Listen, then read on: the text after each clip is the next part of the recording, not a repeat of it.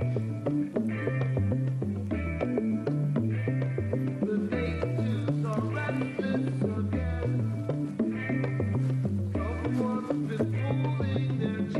the meantime, next we've got Blake in New York. Hello, Blake. Hey, how you guys doing? Fine. How are you? I'm all right. I just wanted to detract from your current topic a little bit if I could. First of all, happy Zombie Jesus Day, by the way. Thanks.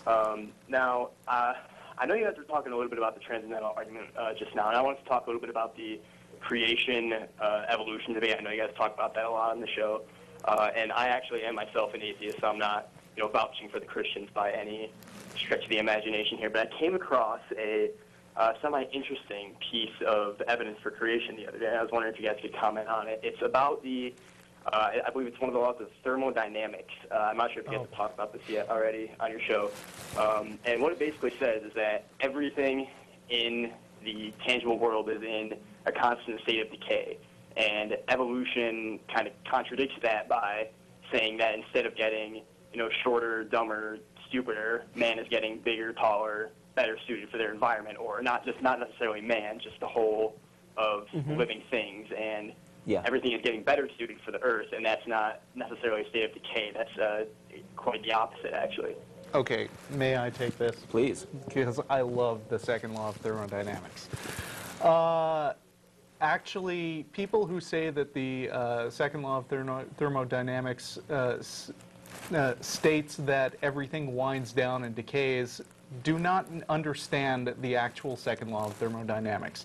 Because what the second law of thermodynamics actually says is that in a closed system, the amount of entropy, which is the amount of energy that is no longer available to do work, will increase.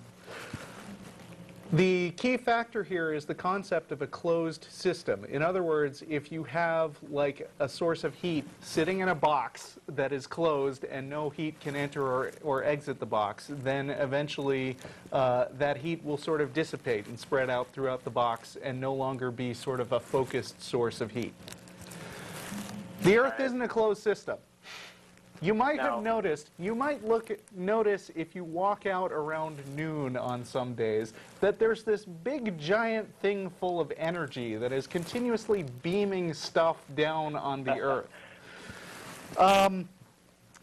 The second law of thermodynamics doesn't say anything in particular about how a system behaves when it's got energy coming in all the time. And as a matter of fact, if you want to believe that the second law of thermodynamics prevents evolution from happening, you have to also believe that just standing up and walking around is also prevented by the second law of thermodynamics.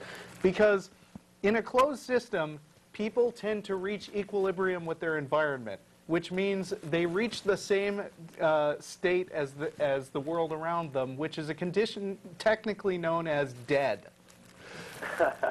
People don't just drop dead from the moment they're born because they are constantly eating food and breathing air, which is generated thanks to plants and stuff that get energy from the sun, right? Exactly. Now, just another quick tidbit of this here. I actually, just as I said before, I actually am an atheist, so I'm not, I'm not trying to pick any fights with you guys here. Right. So you really think the whole principle of constant decay isn't valid because the Earth isn't a closed system and there's energy coming in? Is that what you're trying to say, basically? That the second law of thermodynamics does not apply to evolution on the Earth because there's energy coming into the Earth from the sun. Right. Excellent. Okay, thank you. That's really all I needed. Yeah. Thanks for your call, Blake. Bye. Thanks. Yeah, the second law of thermodynamics applies everywhere. It's just that it doesn't say what creationists think it says.